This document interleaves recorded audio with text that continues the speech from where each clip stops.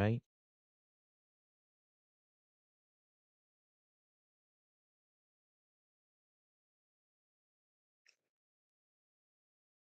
Hello, everyone, and welcome to this edition of the Moriah Nightly News. I am hoping that everything is going to go smoothly tonight with what I have going on. I've adjusted the volume for the audio to the best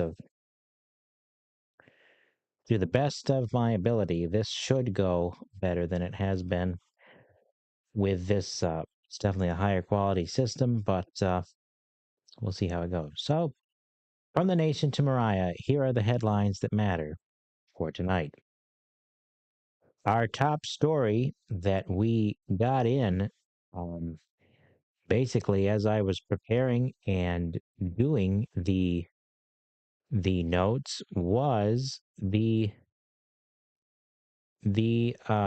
fact that the president has ordered the president has ordered the removal of 5,000 troops from Germany, um, which will shake things up in that theater. And this appears to be after the remarks made by German Chancellor Friedrich Merz after he said that Iranian leadership was humiliating the United States. And that is a direct quote from the German Chancellor. So, and claimed that the United States did not have an exit strategy for the conflict. So he made these remarks uh, uh, a day or so ago, and that was what took place.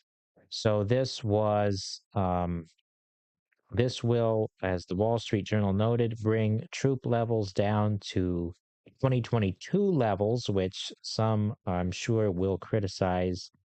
But right now, there are 36,000 troops in Germany. And so this is a significant development. And Sean Parnell, who is the spokesman for the Pentagon, made a statement saying that this is a way for the Pentagon to reassess what the strategy for Europe is, the defense strategy for Europe is. Of course, the president has long said that Europe should pay more for defense. And really, this is coming, I think it's quite obvious that this is coming after Europe has not wanted to um, contribute to the conflict in Iran or help or assist in any way. And not only that, they have been hostile to the United States in terms of allowing the United States to use military bases, both Italy and Spain, which were mentioned in the Wall Street Journal, because Trump is assessing our position there. And so this will have implications for the NATO alliance going forward, which has already been on the chopping block, or I shouldn't say that preemptively, but to say that Trump has criticized NATO and called it into question in the past. So this will sort of shake that up. And I had sort of felt that this was coming a couple of weeks ago on this broadcast. We had mentioned that, and I had talked about that being a possibility that he could, within his authority, move the troops around, and that is what he appears to be doing. So, and so we will see what what that will produce for U.S. Europe relationships, the U.S. or for that relationship In the long run, it seemed to surprise many U.S. officials. They did not seem to see it coming, sort of thing. I don't know how you couldn't, but apparently they did not. Um, so we will see how that all pans out.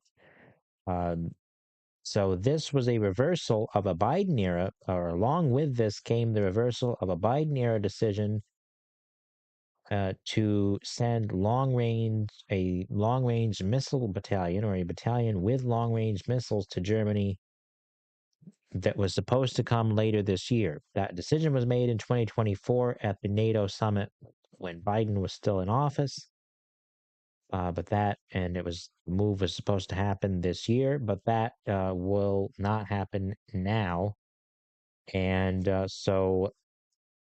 and Germany had seen that decision under Biden as a commitment to the alliance, and Russia saw it as a Cold War era tactic, and that has been scrapped. So that will again reshape things going forward. And this was not a surprise for um, since I've been watching the news more closely, and he is well within his rights as commander in chief to do that. Although I do know that some with certain political affiliations will not like that in Congress. And of course, that is with Congress. Now, I did not mention this in my notes, but Congress is today being May 1st, that is the deadline for the 60 days that has been somewhat circulating on Capitol Hill. And with the Pentagon, as of yet, is saying that the ceasefire will push that back because they have not been fighting. So that will be a developing story, perhaps in the next week or two. Um, what actually happens there, I do not know, because Pete Hegseth was on Capitol Hill this week, of course, under assault from Democrats, sometimes for his faith, but among other things. But he was assaulted for that. Now, what was interesting to me is that while there was talk of Spain and Italy not allowing the United States to use their air bases or anything in their territory, Britain did allow the United States to allow the use of their military installations. And that was interesting because King Charles III was in Washington, D.C. this week.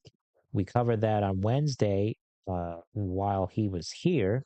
And I did get a chance to watch the speech in its entirety. He basically referenced a lot of history between the United States and the UK. He was well aware of that, referenced the, as he put it, the common democratic, legal, and social traditions between our two nations, called for essentially to uphold that relationship and what it has accomplished and what it will accomplish in the future. And President Trump also seemed to want that as well. So that will be interesting to watch in the days ahead as well. One of the things that I did think was interesting was that King Charles noted his Christ is he called his Christian faith a firm anchor, which was met by a standing ovation in Congress. Which, to me, that's interesting that even a Democrat would stand for that in Congress. I mean, not Democratic people, but in Congress, I mean, that a congressional Democrat would stand for that statement. And it was interesting to see King Charles making that statement. Um, I mean, he is technically the head of the Church of England, but also just because of the spiritual state that England has been in recent years, it was very interesting to see him making that statement in light of what's been going on there. So that was very interesting. I did find it interesting. He referenced, the generous spirit of America and the UK and compassion, all valid things, I believe, um, for the two nations. Where I believe that, where I was pretty much with him until, um, because there was a reference, he referenced 9/11 to a standing ovation.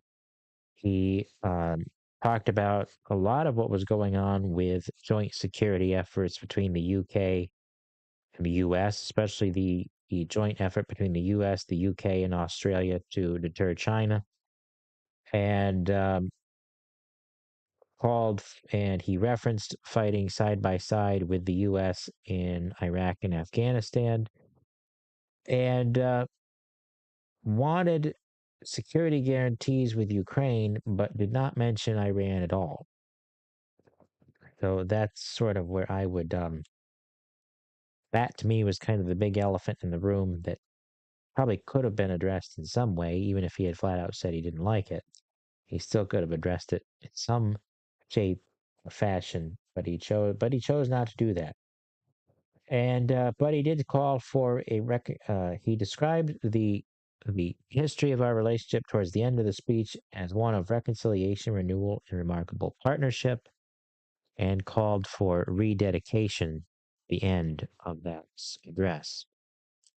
So that was very interesting there. Forgive me, I'm trying to make sure, but it looks like everything is behaving. So he is, so by and large, I mean, I would say that it was a decent address to Congress. I mean, I might be slightly biased on that, given that I have been somewhat of a royal watcher over the years. Definitely is not as popular as his mother, but doing the best he can there. So those were the national stories of the week. Now, the one thing that I did want to point out was I had mentioned it on Wednesday, and the Wall Street Journal reiterated in today's paper that Iran is panicking over what to do economically with their oil. They noted earlier in the week that they were trying to ship it by rail to China, and they are still trying to ship it out, and they noted that after decades of attempting to sell oil illegally to China and get away with it, that system has met its match with this naval blockade. Now, I mentioned that um, because what seems to me is that the media and others out there, or I should say, others in the media, are basically either trying to outright lie or gaslight you or something like that and tell you that America is losing this war or going to lose this war when it does not, when the the facts and the evidence don't suggest that at all. Uh, the military has done its job well. That's the Navy, or that's the Air Force. Everyone involved has fought well, and anything else is just not true. And the fact is that they don't like it because they don't like the president. And that is just, I don't think that's really my opinion. That's just an objective statement of fact on that. And you can go read the articles yourself that testify to the fact that America is winning the war because our military is doing what it was designed to do there. So all this talk about it, and so Iran is has lost again. That's $400 million a day times what, 2 weeks at least that this blockade has been in effect. So if you do the math on that, they're hurting pretty badly. I'm not a math. I was a history major, not a math major, so don't ask me to do the math on that. I could do it, but I did not do it. But it would be interesting to get that exact number. So that it's just what I will point out too is that there are divisions among the leadership in Iran over, with some wanting to negotiate with Trump to get it over with, and other hardliners, as it was phrased, that want to fight again. So that ultimately is where I think this is going to go, because the Iranian strategy, what they're trying to do is get Trump to blink first, and I don't think they're going to get him to blink first. And and I will say this, that they are the gamble that Iran is taking is that they are aware that Americans do not like economic warfare. Quite frankly, I'm sure that not even just the Iranians, but I'm sure that the Russians and the Chinese are taking it. Certainly, the Chinese are taking note of that. That we are bitching and moaning, quite frankly, that we have to pay a little more for gas in the short term to get rid of a long-term adversary in the long run and kill off a nuclear weaponry, a nuclear arsenal. Not just the nuclear arsenal, but all of these ballistic missiles and everything else that they were building that could have hit not just the United States in the long term, but also could have hit places like Paris, Berlin, London, and which is why I have no idea why they would not have been more interested in defending the Strait of Hormuz or doing more to Iran themselves. Um, so the fact that they have probably shown their cards to say that it is a one-sided partnership in Europe, that you know, not that I would want to see a total turning a blind eye to Europe by any means, but reassessing that in light of this conflict, that might be where we're headed, and maybe not without warrant or merit in that in the long run, after seeing the way the Europeans have behaved over this, crying like school children.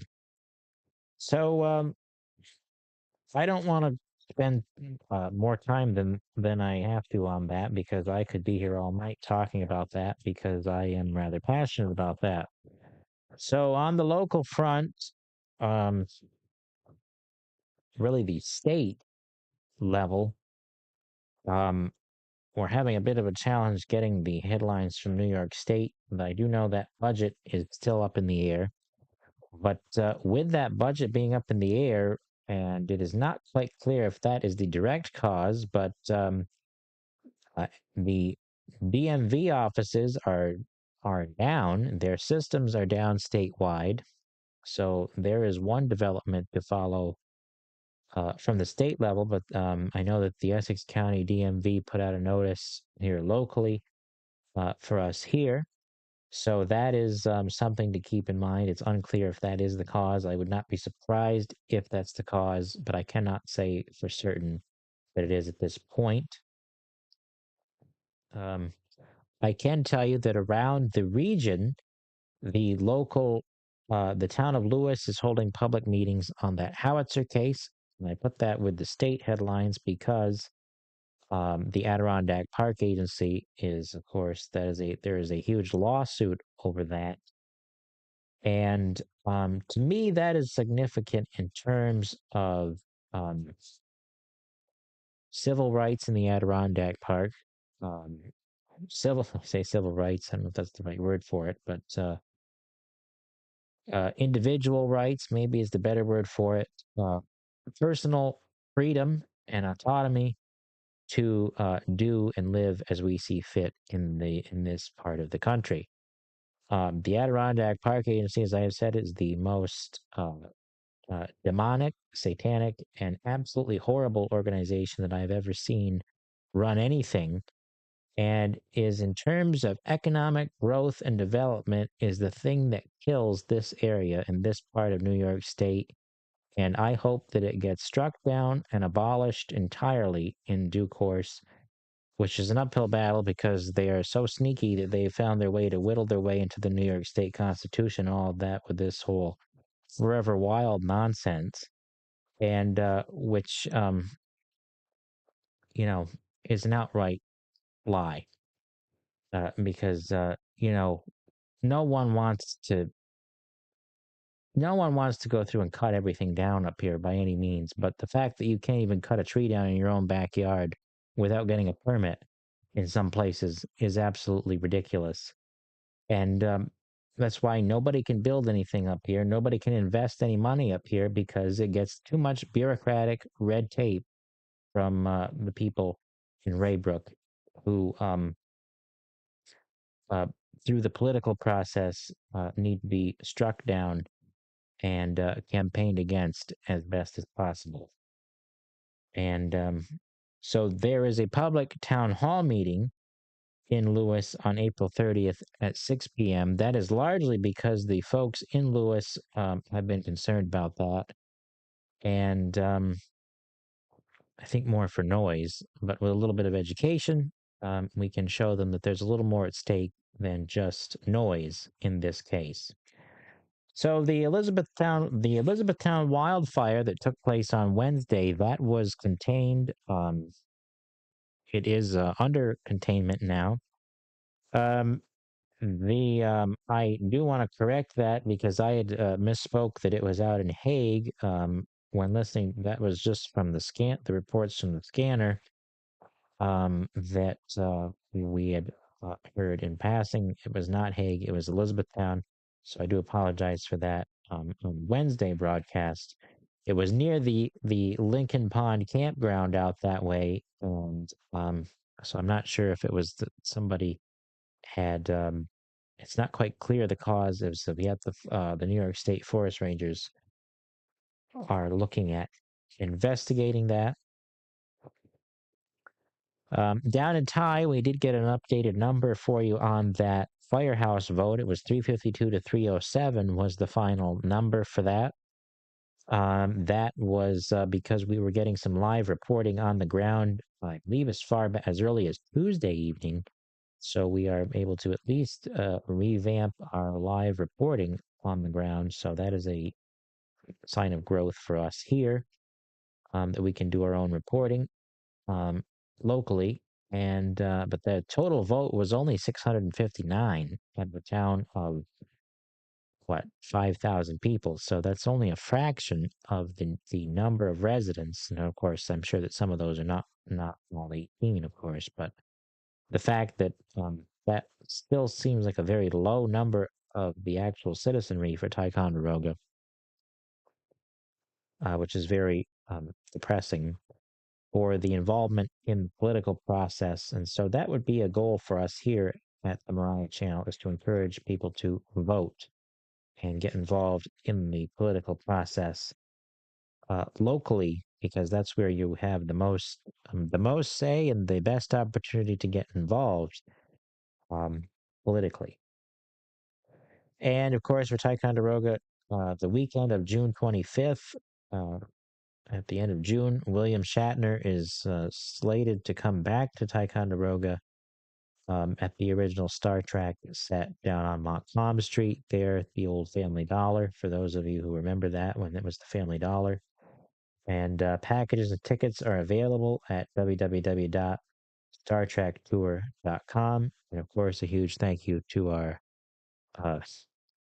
our friend and correspondent Lori Messing for getting that to us there. So thank you, Lori, for that information.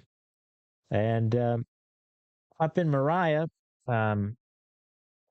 we again want to give a shout out to Artie Brassard, Officer Brassard, on his retirement from the town of Moriah police force. There is a celebration party, basically a retirement party for him tomorrow afternoon at the Knights of Columbus. I believe that's from 1 o'clock to 4. Um, so I know that because Uncle Walt is helping out with that for the Knights. So we just want to wish him well in that in whatever he decides to do next. Take it easy, I hope. I couldn't imagine after 25 years in law enforcement, I would think that would be the best thing to do. So that is the Moriah Nightly News for this Friday evening, for this week, on this first day of May. And don't forget, this is Friday, so there are church services around the area with here in Moriah, uh, the Moriah Methodist and the Moriah Presbyterian churches, of course, under their combined arrangement, are meeting at the Presbyterian Church in Port Henry this weekend, this coming Sunday. That would be May 3rd. Um, that would be the first Sunday under that, uh, down at that church. For those of you who know that those two congregations well, they will be down there. And St. Patrick's in Port Henry, Mass will be at 4 p.m. for the Vigil Mass on Saturday. I guess I should start announcing that because it is at 4 p.m. If anyone is interested in that. 4 p.m. Mass on Saturday, 11 a.m. Mass at St. Patrick's, and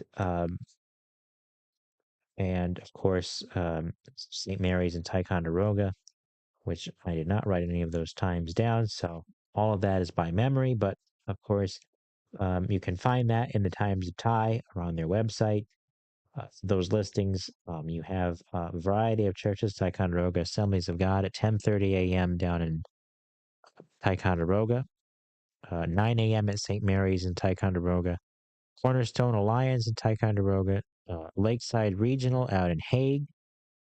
You have the Episcopal Church of the Cross down in Ticonderoga, the Baptist Church in the Methodist Church in Ticonderoga. So you have a wide variety of options and denominations, or if you prefer abominations, I always make the joke, but to head out to church this Sunday to have the right balance of individual faith, but also mixed with fellowship and accountability and community as well. So that is the Moriah Nightly News for this Friday evening. And may you be well this weekend, and may God bless you. Good night.